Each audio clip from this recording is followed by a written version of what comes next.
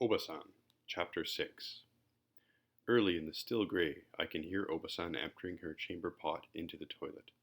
I wait until she returns to her bed before I drift off again. Haze, cloud, again the descent. I was dreaming just now, was I not? I drift back down into the white, windless dream. The distance approaches, and the roots of trees are prayers, descending, fingers tunneling, wordlessness. The mist in the dream swarms like the foam of dry ice on the weatherless mountainside. Together, from out of another dream, or from nowhere, the man and woman arrive. Their arrival is as indistinct as the fog. There is no language. Everything is accepted. It is not yet known that I am the woman. They also are here, the other man and woman. They have been here before us, forever, in the forest. At what point we notice them is not clear.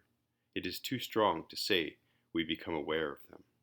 They move on a heavily treed slope that rises sharply to our right. The woman's back is bent. Slow and heavy as sleep, her arms sway and swing, front to back, front to back. For a flickering moment, she appears as she once was, naked, youthful, voluptuous. But the mirage fades. Her face is now harsh, again, and angular as quartz. Square, a coarse golden brown.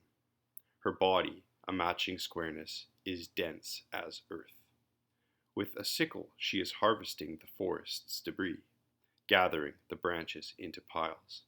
The man is taller, thinner, and precise, a British marionette. It is evident that he is in command. With his pruner's shears, he is cutting the trees. They may be trying to make a clearing, or gather brush, or search for food. Basic survival activities.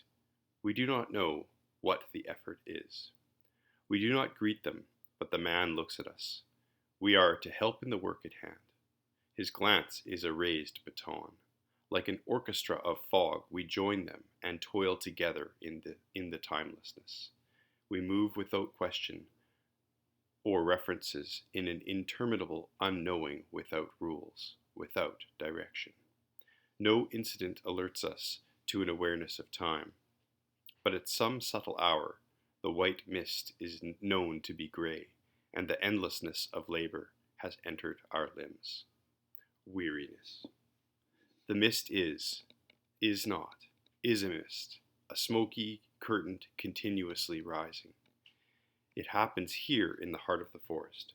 One instant, one fraction of an instant, and a realization is airborne.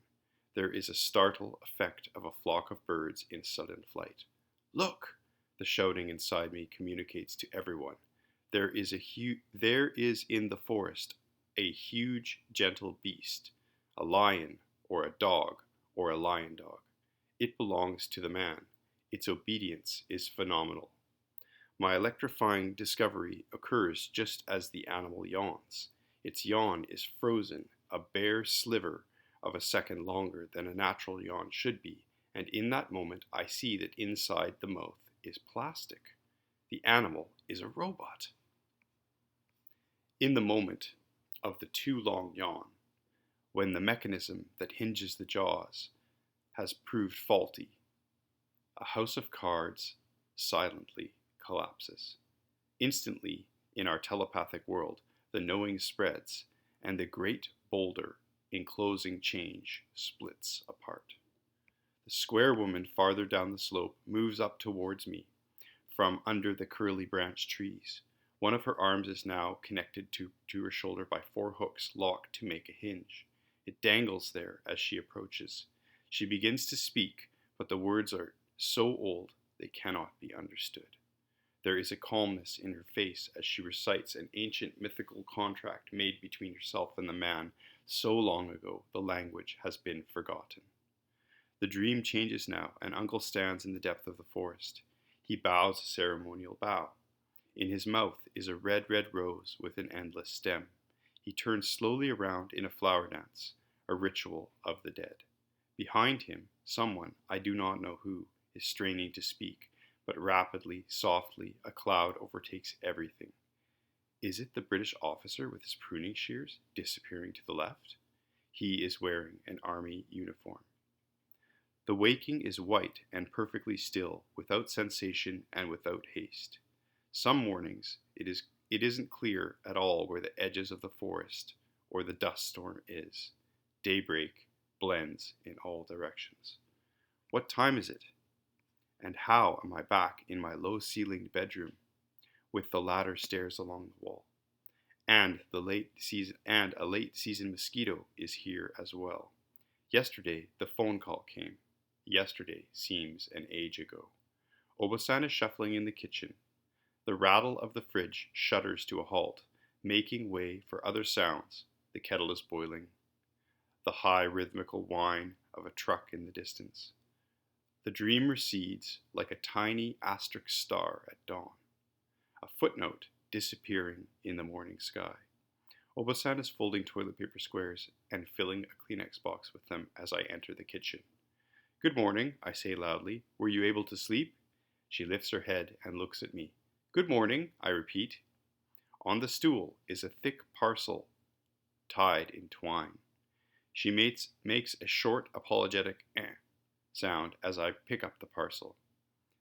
That was thought to be in the attic, she says, but she points to a mandarin orange box under the table and makes her embarrassed sound again. Everything is forgetfulness. The time of forgetting is now come. A package from Aunt Emily, I note.